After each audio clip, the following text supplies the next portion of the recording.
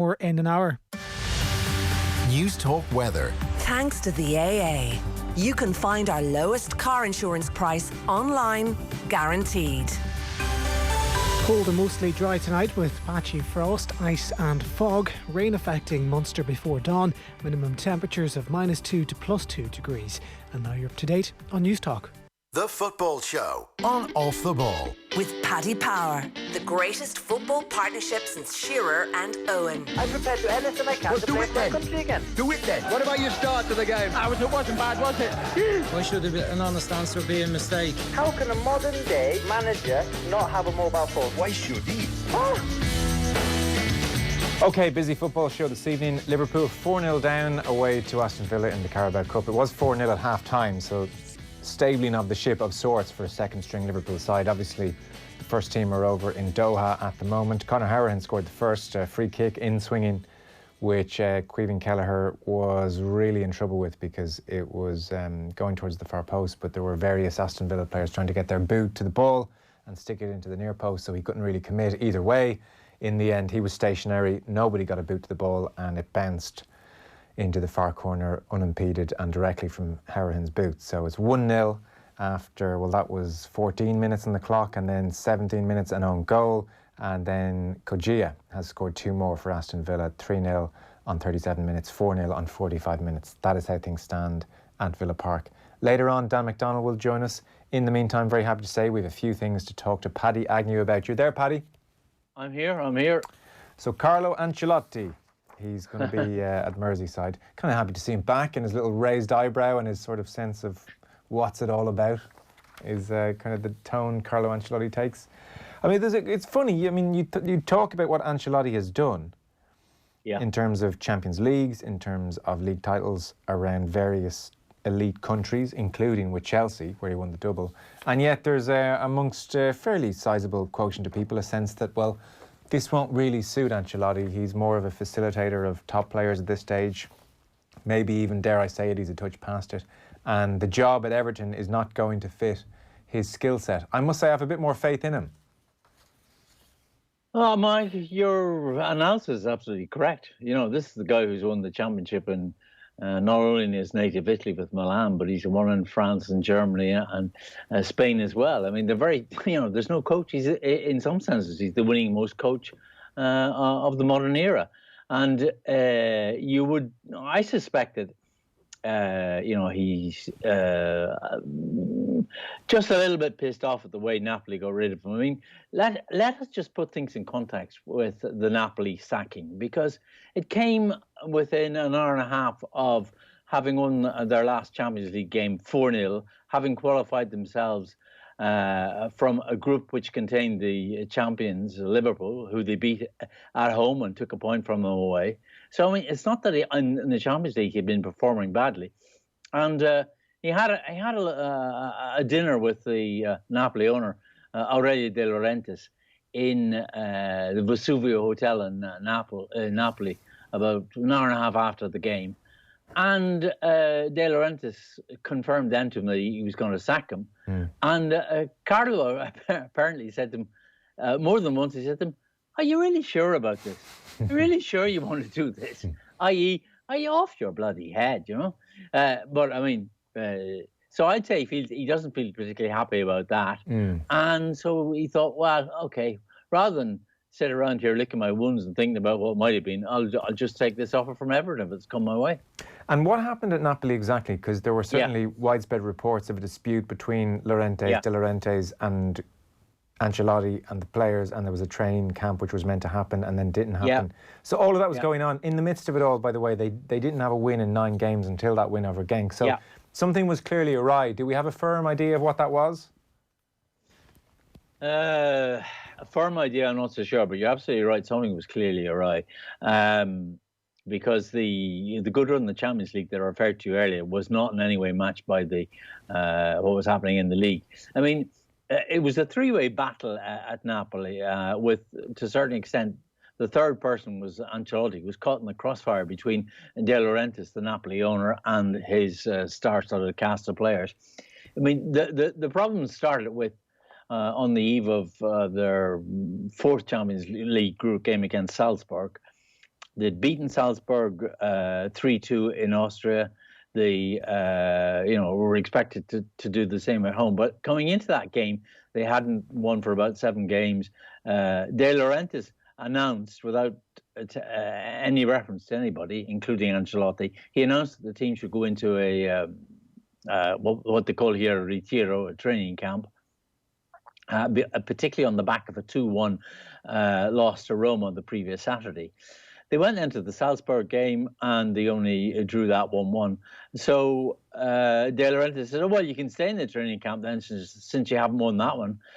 And if he did, the players absolutely said no. There was a mutiny on the Bounty, and they didn't go into the training camp, which left us with a farcical situation where Ancelotti and his coaching staff went into the training camp at the club's private training ground of Castelvolturno, north of Naples.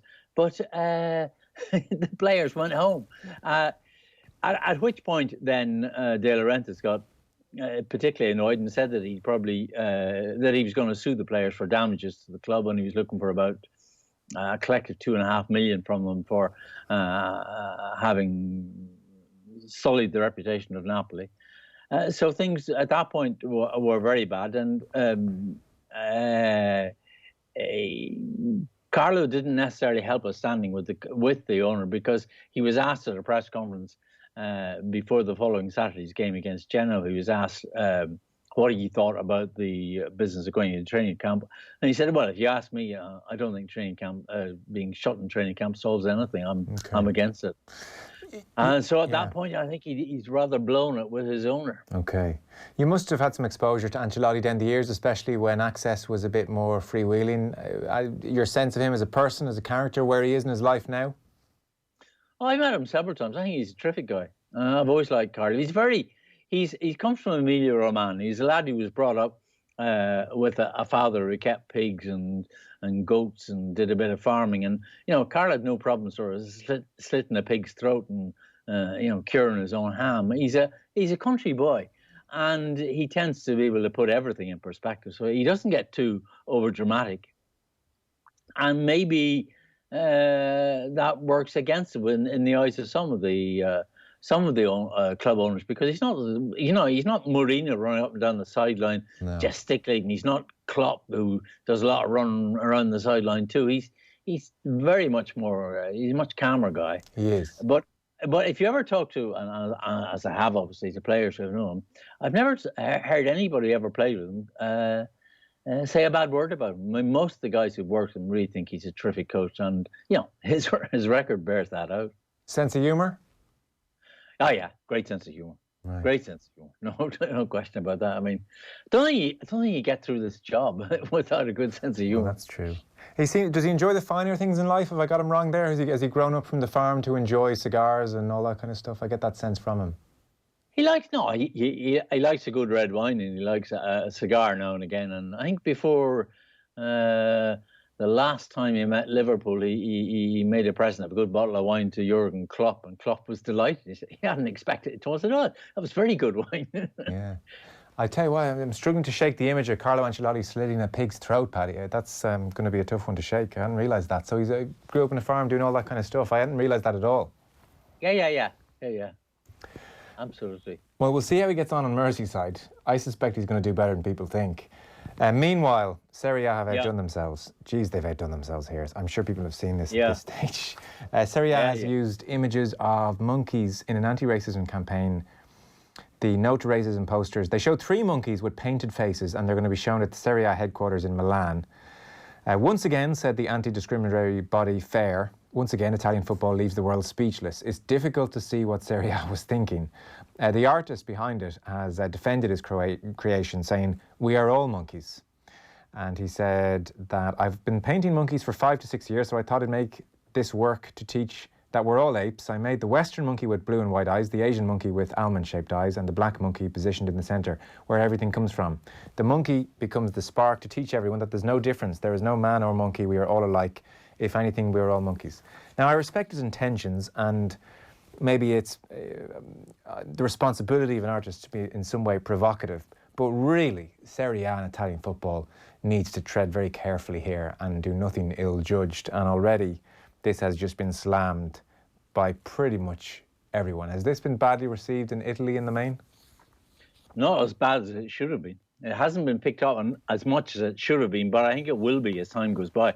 I mean, this is a catastrophic own goal, if you forgive the expression. I mean, it is appalling. Yeah. I don't know what sort of noodle of a brain the painter has and where he's been, but how he can come up with the idea of monkeys in relation to the fact that, a lot of the racism in Italian football are monkey chants at the footballers. So it is just mad. He says, I've been painting monkeys for 5 to 6 years. This was part of his thinking, so it was convenient for him in some respects as well. I mean, I don't actually hold him as accountable as Serie A, who really someone there should have looked at it and said, okay, look, you're an artist. We see what you're trying to do, and we respect your intentions, but this just won't work for us. John, it was an interesting piece in The Telegraph that I don't want to absolve anyone, but I think, we should seek to understand as well. So Nick Squires in The Telegraph wrote an interesting piece, Paddy. I'm sure you'll be able to give your own take on things. He was making the point that the Italians really didn't experience any large-scale post-war immigration, the likes of which the UK and France had. It was only, he writes, in about the year 2000 that Italians almost suddenly realised that the country had become a net recipient of migrants. So there was a quote from Tobias Jones, a commentator on Italian society. I don't know if you know him, but he was saying, Italy has only had mass migration since the 90s. There were a few 100,000 foreigners in the early 90s. It was tiny. Now there are around 5 million. There is a bewilderment and a suddenness with which they have become a multicultural society. So the implication being they haven't quite caught up yet. And he says as well just how poorly integrated everything is. Rare to see a black person behind a shop counter or driving a bus, let alone working as a lawyer, doctor, journalist. Black migrants earn a pittance, picking fruit and vegetables. He said, final point to put to you, in many countries working as a taxi driver, the first rung on the economic ladder for migrants, whereas in Italy the business is a closed shop occupied exclusively by white drivers. The dismal lack of economic opportunity means there is no black middle class, and that means there are very few black people going to stadiums to watch football. The terrace is nowhere near as multicultural as the teams on the pitch. That does to some extent not absolve everyone, but at least it explains why the country seems to be stuck in the dark ages a bit on this front.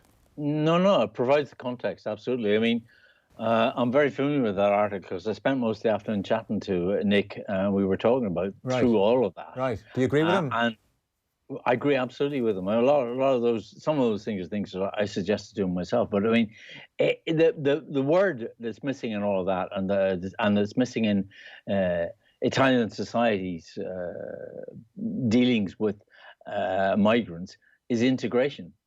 The difference between countries like France and Britain, who had a lot of migrants in the post-war years, is that they have integrated them, and you have the Caribbean community in London in its 3rd and 4th generation in London now. That didn't happen here, is their point. Tobias Jones's quote, the same thing. In 1985 there were 500,000 at best, less than 500,000 non-EU foreigners here. Now there are about 4 million. There's been no attempt, though, in dealing with them to integrate them into schools, into society in any shape or form. So they end up that they're only required by Italy for menial tasks, particularly Africans. And so they end up, their choices are basically to walk up and down the beaches in the summer and try and sell trinkets and things to people, or work as seasonal farm workers in the harvesting of fruit and vegetables towards the end of the season. And you say they're not even being integrated in schools at the moment. That's still not happening. Well, the integration is done. Look, in an Irish school, you'd probably have, particularly in an Irish elementary school, you're going to have, primary schools, you're going to have a special needs teacher, somebody who's looking after the non-English mother tongue students, trying to help them out. Yes. But there is absolutely no such program in Italian schools. Just doesn't exist. Right. Okay, so it's not like they're a generation away from solving this thing, that's for sure. It's a long way, and the point that Nick making there about the taxi driver is a classic. The first area where migrants manage to weasel their way into a new society is to get a job as a taxi driver. Yes. How many taxi drivers, American taxi drivers have you had in New York? How many, in London? I mean, they're not. How many of them are English? How many of them are all sorts of other? And how is it they're excluded in Italy? Is that like a law or something, or what's going on there? No, it's not a law. It's a closed shop worked by the taxi drivers, but it's a closed shop that's an expression of a belief that they're not actually capable or good enough of doing these jobs. Yeah, I mean, it does at least explain to some degree how Serie A are making such a mess of things, but it's still a fairly grim situation. I see Lukaku, his agents have already come out and branded the campaign a disgrace, so I presume other players will come out in the next couple of days and ultimately the campaign will be put to bed and let drift out to sea.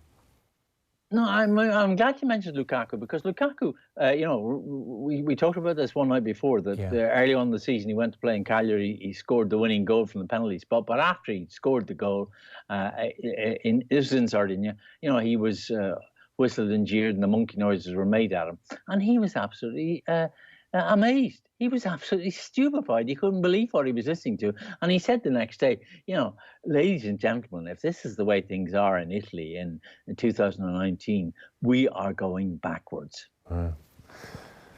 Yeah, okay. Well, listen, Paddy, as ever, fascinating. Thanks so much. Thank you. Great to have you with us. Paddy Agnew there on the line talking Carlo Ancelotti and, well, the same old story in Italian football on the racism front, unfortunately.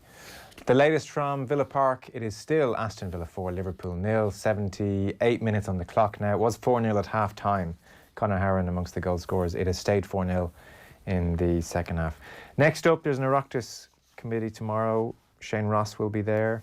John Tracy and Sport Ireland will be there. The FAI will not be there. We're talking to Dan McDonnell next. Football on Off the Ball. With Paddy Power, the greatest football partnership since Shearer and Owen. Grow your business with Gavin McLaughlin. The roles of chief executive and chairperson are crucial in any serious company. In the latest episode of the Grow Your Business podcast, I ask, how do you do those jobs well? How do you avoid getting snowed under by everything? And how do you make difficult decisions like firing people? Fergal Mooney, former chief executive of Hostel World, and Michael Carey, executive chairman of East Coast Bakehouse, share their insights. The Grow Your Business podcast from News Talk with Gavin McLaughlin. Thanks to Euronext Dublin. Listen and subscribe to the podcast now at newstalk.com or on the News Talk app. Good weekend? Put the tree up. You? Well, I plumbed in a sub-zero microclimate to the lounge, so there's a perfect dusting of snow on the luscious boughs of our Norwegian spruce come the big day. Then the kids and I had an indoor snowball fight, much to the annoyance of the Arctic puffin we've temporarily rehomed. He prefers to watch Christmas films. Arctic puffin? Like going all out at Christmas? Try the new Chicken Deluxe. Succulent crispy chicken, cheese, red onion, lettuce, mayo and zesty tomato relish. Only at McDonald's. Ends 1st of January. Served after 11 a.m. This is an important notice from Revenue to PAYE taxpayers. Since January last, your employer or pension provider sends Revenue details of your pay, tax and other statutory deductions each time you get paid. This means your employer or pension provider won't be issuing a Form P60 at the end of the year. Instead, Revenue will provide you with an employment details summary, which replaces the P60. This summary will be available in My Account from January next. More information is included with the Tax Credit Certificate for 2020, which Revenue is currently sending to all employees and pension recipients. Share the joy this Christmas at Freedom with Harvey Norman. We have a huge range of SIM-free phones in stock today. And why not get a great value, truly unlimited plan from Virgin Mobile? Enjoy unlimited minutes, texts and data, all for only €25 per month on a 30-day rolling contract. With no long-term contract to sign up to, you're in charge. For more gift ideas, visit us in store or online. Share the joy this Christmas at Freedom with Harvey Norman. Have a great evening with itsforwomen.ie. Don't live your life on hold. Get a quote now at itsforwomen.ie and see why we're trusted by over 130,000 women in Ireland. Football on Off the Ball. With Paddy Power, the greatest football partnership since Jeff and Heskey. Yeah, welcome back. So about 8 minutes to go at Villa Park. Aston Villa 4, Liverpool 0. So Aston Villa going through to the next round of the Carabao Cup. Earlier on today, Dan McDonnell from the Irish Independent popped into studio. Interesting week for the FAI at Leinster House. So on Monday, a number of members of the FAI board met with Shane Ross. It subsequently turned out they had effectively asked for, well, varies on the reports, but up to anything and including €30 million type bailout. Shane Ross had said that was not going to happen, and they left and went on their merry way. And then tomorrow, of course, there is an Oireachtas committee, the Oireachtas, the Committee on Sport and Tourism and all that kind of stuff. I can't even remember the full title, it's that long, but certainly the sport one will have Shane Ross there. They'll have Brendan Griffin there. They will have Sport Ireland there. John Tracy's going to make a speech tomorrow and assure everyone that the taxpayer money which went into the FAI has been audited and is okay and has been safely spent. The FAI are not going. So they have sent a long letter, which we'll come to in a second, and we touch on with Dan. So I said to him, fun and games around the government buildings this week for the FAI and everybody else. Yeah, well, I think tomorrow we're going to have a sort of a soundbite friendly FAI day. You know, I feel that people going about their business in the morning, or maybe doing their Christmas shopping or whatever they might be doing, going to work, doing whatever it takes to get through the last week. Where are you in your Christmas shopping time? I got a bit done. Well, here's the thing. I actually had a day off on Monday and got some Christmas shopping done. Yeah. And then was able to read the reports of beleaguered colleagues who were working that day, sort of on a bit of a wild goose chase around Leinster House and government buildings on Monday when Shane Ross and the FAI were meeting. And this sort of remarkable dynamic, which says a lot about where things are at the moment, where Shane Ross and the FAI meet. I know that the lads who were there on the night were told that Shane Ross wouldn't be speaking, and that the FAI then come out and give a very safe statement. We had a constructive meeting and they didn't really say much more. Mm-hmm. And you think, okay, the two groups have had a meeting where they've sort of said, whatever's said in the room here stays in the room here, we'll move forward. But then, from what my understanding is, the hacks got left in the shade by the national broadcaster, who managed to catch Shane Ross going out some sort of exit, some different exit. And he did give an interview, of course, where he said that the FAI had been looking for unthinkable amounts of money, or words to that effect. 30 million yeah. was the word. Well, I think all Shane Ross said was more than 10. That's all he confirmed. But again, the sort of confidentiality of the meeting, and would the FAI, I'm just speculating, would the FAI have given a different tone to their message afterwards if they knew that Shane Ross was about to sort of throw them under the bus a small bit? Now, he would argue, sympathy for the FAI is always going to be in short supply in this topic, and they are coming with a begging bowl to government. There is no disputing that. So I guess that Shane Ross would feel it's his prerogative to highlight that as part of driving home that more change is needed. So where we're at now is that was Monday. Today we really have the preparation for tomorrow, where we have Shane Ross is in front of that Oireachtas committee in the morning, along with Sport Ireland, so John Tracy and Kieran Mulvey. And they will be facing questions from the Dáil committee, who people, you may remember them from such Dáil hearings as the FAI visit earlier this year. Nice to see them all again. Two Sport Ireland ones either side of that. I've missed them, Dan. I've missed them. Yeah, you've missed them. You'll have your star players, you'll have your, I guess it's a bit like a football team. You'll have your playmakers, you'll have your enforcers, and then you'll have people who take the ball to the corner flag for a while. Regarding tomorrow, are we to suspect this may be some kind of cross-examination type approach with John Tracy and Shane Ross, almost well, what were you guys doing while everything was going on over at the FAI, or will this be a more conciliatory, well, where are we, what do we know, what's the plan? Yeah, it's a good question. I think you could have a bit of both. We'll see how long it goes on for. Yeah. The last time that Ross, and of the three hearings earlier this year, the time that Ross and Sport Ireland were in together, I actually felt that had the most, in newspaper terms, had the most lines out of it, just in terms of there was a combination of, see, what you have is on one side of the room someone like Shane Ross, who is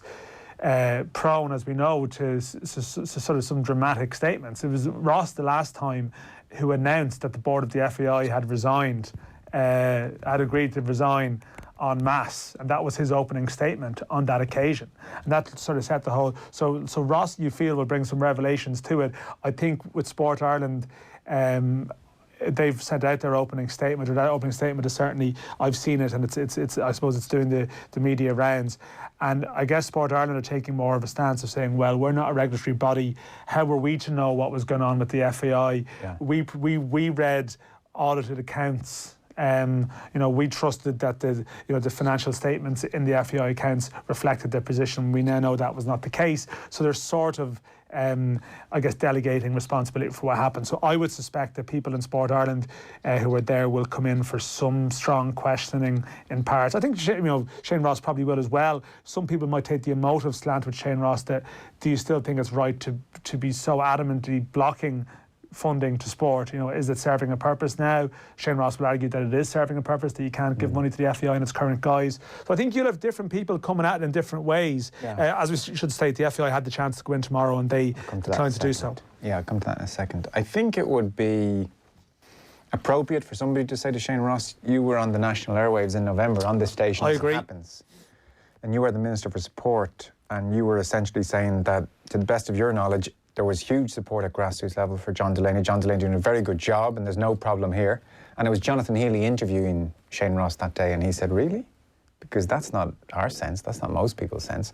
Now, not to be wise after the event, I don't think many people could have predicted the extent of FAI woes, but certainly the question was in the ether enough for Jonathan Healy to put that to Shane Ross, that there is a lack of contentment with the job John Delaney is doing. Are you not, as Minister for Sport, you've more of an insight into this? Have you not some sense of that? No. Everything's great. So Shane Ross now, who can't leave Leinster House on a Monday and walk by a microphone without throwing the FAI under the bus, should be reminded of the fact that basically 6 months before this thing really kicked off, 4 months, he was on the national airwaves as the Minister for Sport.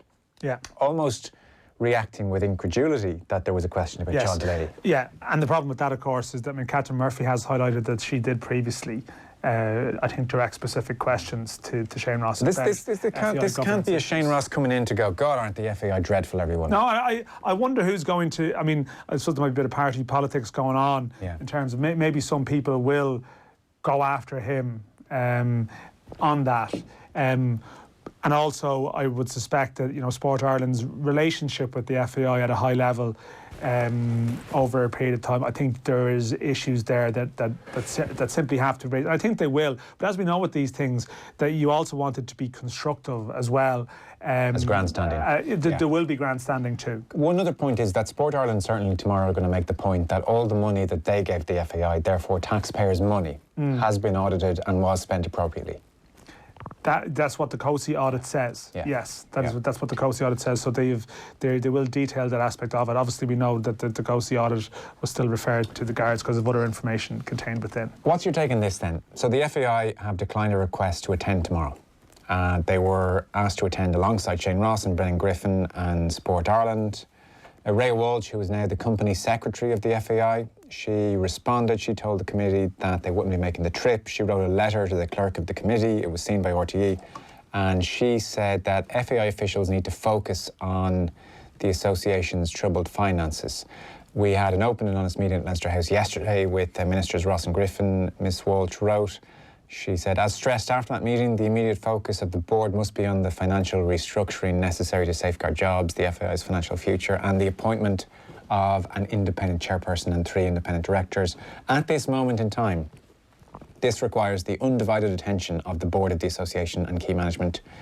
It is for this reason that the association is regretfully not in a position to appear before the joint Oireachtas tomorrow, Wednesday, 18th of December. As soon as the measures outlined above are complete, the board will welcome the opportunity to appear before the committee at a time that suits your members. I have no doubt they're busy. Given the optics of John Delaney's quote-unquote performance the previous time they appeared before the FAI, any appearance of the FAI not cooperating with the Oireachtas stinks. Are they tone deaf here? You're giving up an afternoon, a morning.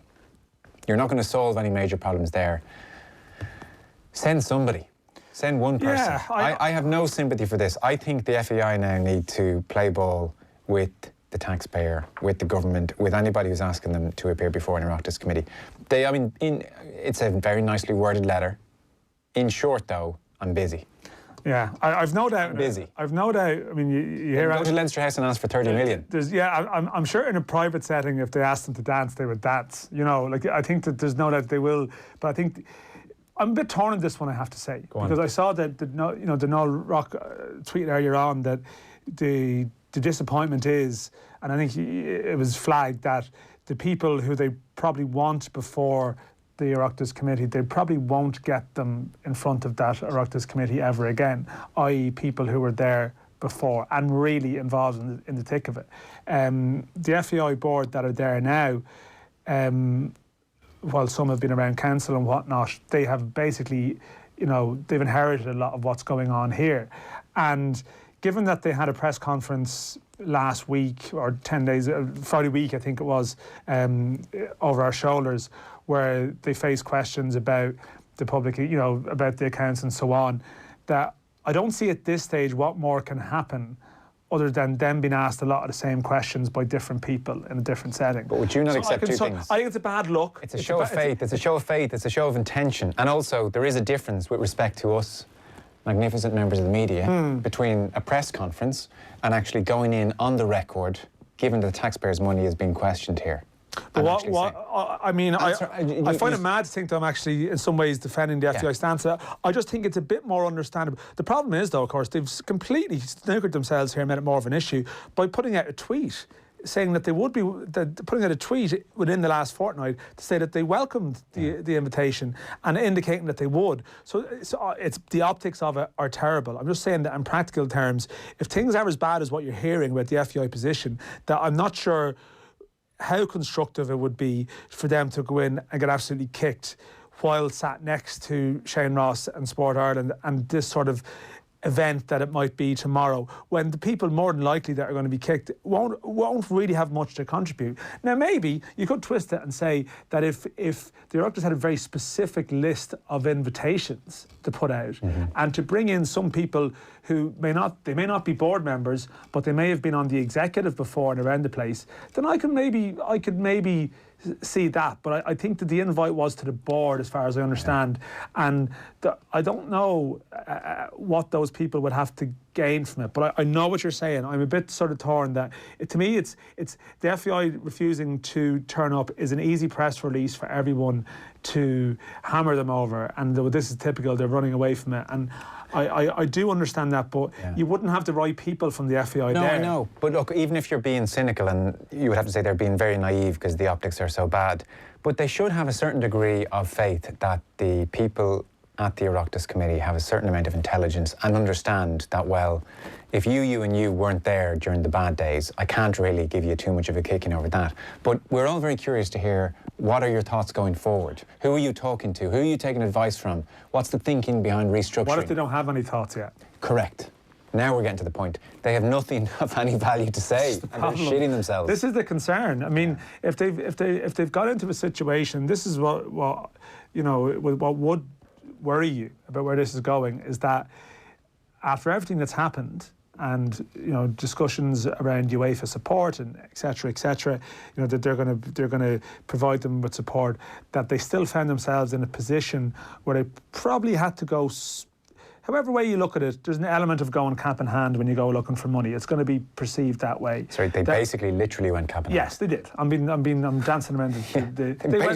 On Monday, they went cap in hand to someone who's been hammering them for months and who has really annoyed them, I think, in the way that he's hammered them. But they've had to go there, and that in itself is indicative of a desperation that exists. So. Look, all of us have been a bit annoyed. Sitting in front of the room going, no, we don't actually have a plan yet. We don't know. All of us have been a touch, I think, annoyed at Shane Ross's opportunism here because it's been so transparent. And for him to be the leading light in all this is absolutely galling. I get that. Ultimately, if you boil it down to just a single point, it is disrespectful to the process here. It's disrespectful to the taxpayer, and it doesn't exactly promote my faith in the organisation that they're making good judgment calls. This is a bad judgment call. Go there, take your kicking, and then say afterwards, well, look, the Oireachtas kept asking us about stuff we couldn't answer. We were there to talk about the future. They didn't choose to do that. That's their prerogative. And then, I'd walk up and say, yeah, maybe the Oireachtas should have done a better job there. But this show of, no, we're not going because we're busy, is a bad judgment call. To say they're busy, I think they could have communicated it better. Well, it was a very well-written letter, but it just boils down to we're busy. If they have to work on Saturday to make up for it tomorrow, then do that. Yeah, I know. But it's well worded better, but I don't think busyness is the excuse. I think it's more a case of, you know, Pretty close to being busy, Dan. No, that is the excuse. Yeah. But I just think that you could phrase things in a slightly different way. When did you become champion of the FAI? That's what the listeners want to know. Can I put another thing to you? I'm really not. And I just think that they don't actually have the leadership there to present the front to convince people in any way that they're worthy of support. That's the worrying thought. That is the worrying thought. You know, they are not in control of this process in any way at all. Catherine Murphy made an interesting point, which may be picked up on tomorrow, by the way, and you'll be there, I'm sure, for the Irish Independent. So she was involved in Leaders' Questions with Leo Varadkar, and she was asking about the fact that Deloitte were the FAI's external auditors for 23 years. And so she said, well, these guys got signed off on year after year after year. She said financial information which was published recently during the unfolding saga showed some startling adjustments to the accounts. And she made the interesting point, well, why don't we have a system whereby organisations like the FAI have to have some degree of audit rotation? So you have inbuilt time limits for each audit period before rotation is required. So you can't have a situation arise where, and I'm not saying this happened here, she's talking generally, but things become a bit too cosy.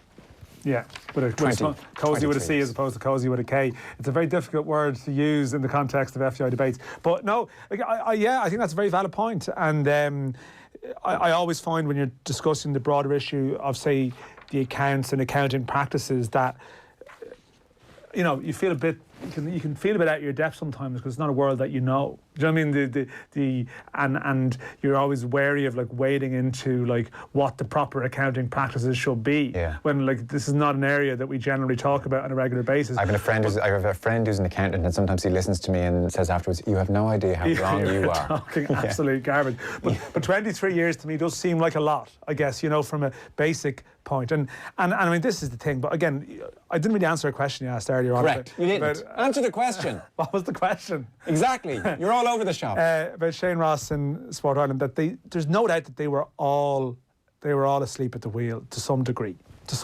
You know, because Shane Ross wasn't a sports minister all the way along the way. There was other sports ministers. And at various points along the way, issues with relation to rotation of board members, more so governance, general matters related to the FAI, they were raised. They were there if you wanted to look hard enough. There was stuff written. There was Catherine Murphy raised it in questions in committee hearings. That people really wanted to explore it. They could have. They can't come out and say tomorrow we only became aware. We thought everything was fine with the FAI until March of this year. Like, that in itself is confirming that, well, I mean, you're either saying two things, like you weren't aware, or you operate in a parallel universe where there is no sound. That famous question, who was it asked of? You were either complicit or you're incompetent. Which is it? Yeah. And that is the thing. And what you can't have tomorrow is, and what should be seized on tomorrow, is any attempts to portray your sort of conduct. And as we all know with those settings, a bit of contrition can go a long way. You know, like for people to come and say, yes, I regret those comments, I was wrong, you know. Yeah. And I think... Well, then you'd say fair enough to a point, and that's what the FAI could do tomorrow as well. By the way, if they had nothing else to show, they could have just sat there and shown contrition. Because when John Delaney came there and cited legal reasons, you could argue that showed more contempt than contrition. Oh, it did, yeah. Change of tack completely. Completely change tack. Get off of this. You'll have, like, this is going to fill the airwaves tomorrow for people, whether they like it or not, to a degree, you know. So I think that hearing will go on for a couple of hours. I suddenly thought for a second tomorrow was Thursday, but I'm in tomorrow. It's Wednesday. You're in tomorrow, Joe. Take out your favourite clips. You should do never mind your sporting moment. You should do your Oireachtas moment of the year. I might do that. Yeah, that could be a way to get through it. Yeah. Do a top 16, run it off across the show. Once again, as ever, listeners, we'll sit through it tomorrow, so you don't have to. So we talked about Mesut Ozil, who by the way, the more I think about what Ozil's done here, I really commend him. Fair play to him. He's put himself into a seriously tricky hornet's nest, and goodness me, I mean, it is blowing back on him. Chinese football fans now burning Arsenal football shirts. They've called on the club to fire Mesut Ozil after he publicly criticised China's treatment of Muslims, which I wasn't aware of, I must say, until Mesut Ozil he has raised awareness of it. About this. I didn't know about this. And it seems like it's an absolutely disgraceful situation over there. So parallel to that, interestingly, I mean, in today's edition of Should Sports People Stand Up for Political Reasons or Not, step forward Jurgen Klopp, who's in Qatar, I thought he spoke quite well in this. So they're playing Mexico's Monterrey at the Khalifa International Stadium on Wednesday. Not a number, and we don't know how many migrant workers under terrible conditions have died in the construction of that stadium. But anyway, that's not the point. He was asked at the news conference whether it was right to play in a country where rights for gay people are restricted. I mean, it's tricky stuff for Klopp. And he said, so this is a real serious thing to talk about, I think. And the answer should come from people who know more about it. I have to be influential in football, but not in politics.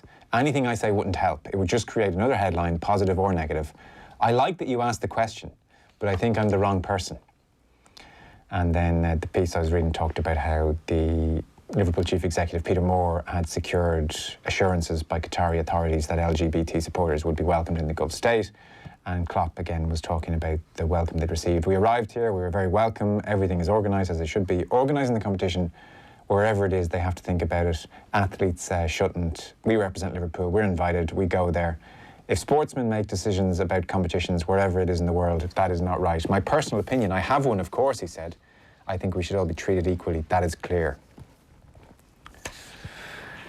So, I mean, there is something to be said for sports people are not the best people in the world to talk about these issues. They're not experts. People made the point that Mesut Ozil's cozying up to pretty much a dictator in Turkey. Yes, good which friends. is he's sort of he's straddled a fine line there, you know. And but you have someone there whose identity is very strong, you know, and he's known a different existence in terms of establishing his identity compared to, say, a bunch of white guys in a studio somewhere talking about, who've never faced some of those dilemmas in their life, and can sometimes theorise and tell people what they should do. On Klopp's point, though, that, well, look, I'm not an expert in this stuff. I'm not the best person to be answering or talking about this to literally millions of people. Like, if Jurgen Klopp says something about this, hundreds of millions of people all over the world will read the comments. Do you think that's an absolute cop-out? Or... Dreadful pun, but I know what you're saying. Oh, yeah. Yeah. Or to some extent, is there a real rationale there and he's dead right to make that point and it's a show of humility and understanding the responsibility of his role? He's got the skill to do it in such a way that other people who uttered the same words but mightn't be as convincing and they wouldn't phrase it in such a way that they would be seized upon. They'd be almost saying sport and politics don't mix. I don't know. I mean, it's a hard one to summarise in a couple of minutes. There were times, where sort of stances taken by teams in relation to, say, apartheid South Africa, for example, where notable stances were taken by teams not to go there, and history wasn't kind to those who did, and you can sort of extend that to other sports and. This issue is layered in a very sort of complex web because I don't know who's going to take the real stand. I know obviously a slight tangent, but obviously the Saudi Arabia issue and Rory McIlroy not going, but there's obscene amounts of money and there's golf, as you know better than anyone, like the golf circuit can be very individualistic and it's not an essential tournament for people to play in. But something like this, who's going to take the stand here in such a convincing way? Who's going to skip out of a World Cup, for example, in 2022? It's not going to happen. They'd be heroic forever. It'd be like akin to the power of the black salute in Mexico if somebody did, if a high-profile player. See, if somebody wants to pursue that, working in professional football, the problem with them, I think, but the problem with pursuing it is, where do you stop? Do you refuse to play against certain teams who stand for certain things, whose owners stand for certain things? You can go through clubs. Football has become such a monster in terms of where it takes its money from. Where do you look to what TV companies pay massive, from what countries, pay massive TV monies that fund your club, that allow you to do your transfers, to get your players, the power of the Big Six in the Premier League. That money's all coming from other jurisdictions and the complexity becomes it's so complexity that you take the stand, but then you have to be very consistent in it, and you pretty much have to step away from professional sport to fully practice what you preach. And in some respects, like, you go back to maybe the heroic thing. It's like the athletes in '68, with the salute on the Black Power salute, as such, that there is an element of to make the stand and speak about it while you're there. That you say, I'm here because I have to be here, because I am here, but you can raise awareness of it by speaking about it while you were there rather than dodging the topic. That is the way to approach it. But not going at all is going to leave people open to some kind of scrutiny as well. That I don't know where you stop. Yeah, it's very difficult. I don't know where you stop with it. And also it's unsavoury, but a club is going to have to live a very clean existence to not dabble in some way with money from countries with questionable human rights records. And to bring it all back to China and so on, I mean, Chinese money, they're paying a bit of cash, as we've seen, with the Ozil story. Like, it's an influential player. It's going to be the biggest economy in the world. Yeah. So our Premier League club's going to suddenly go to full hog and say we're not taking any money from there in any shape or form, So where do you stop with it?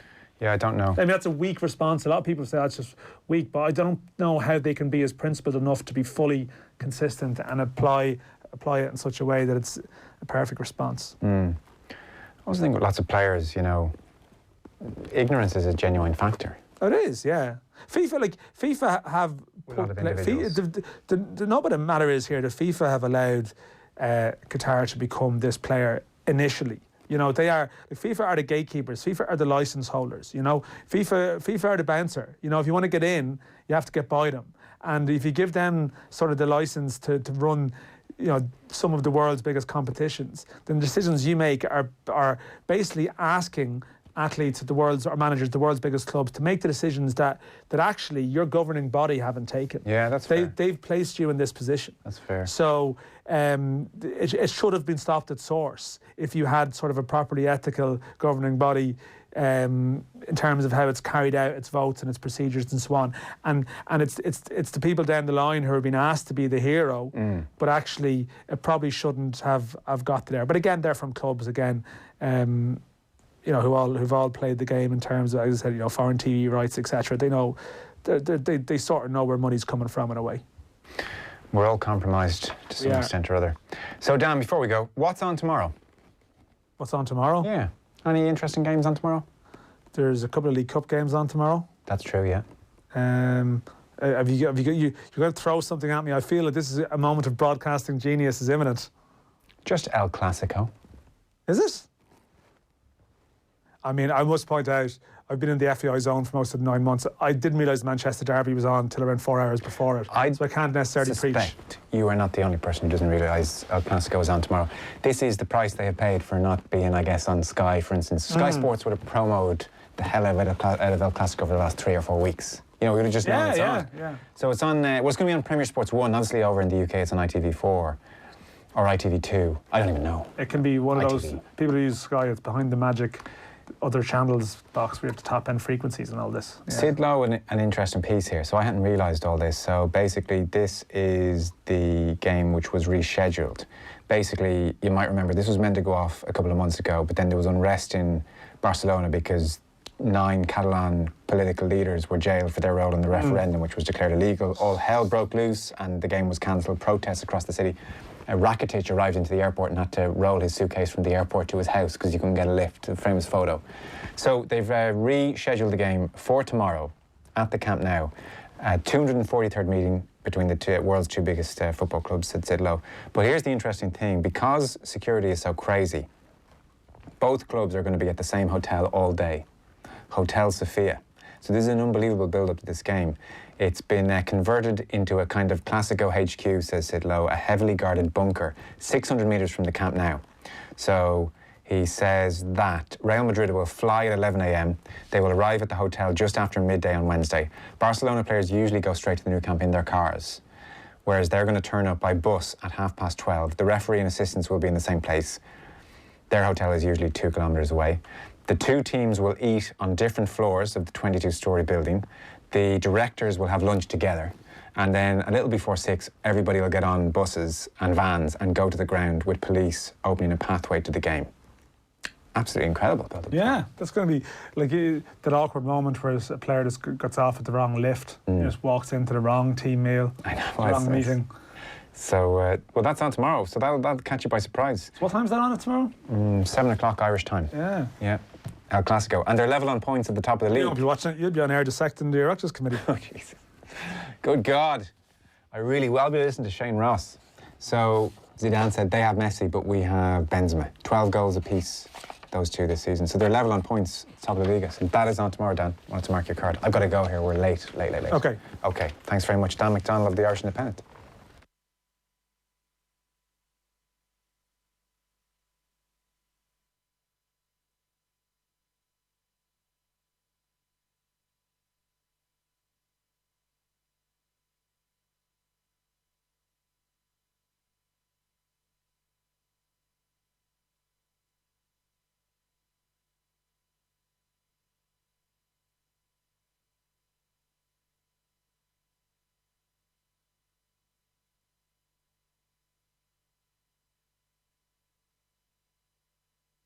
Christmas gift. Like hot, nutritious meals, expert support from Focus Ireland, and the greatest gift of all, a secure home for a child. Please donate now on 1850 204 205 or go to focusireland.ie. All you need this Christmas is Carry-Out off licence. Make your money go further with our incredible deals on box beers, multi-pack cans and wines from all over the world.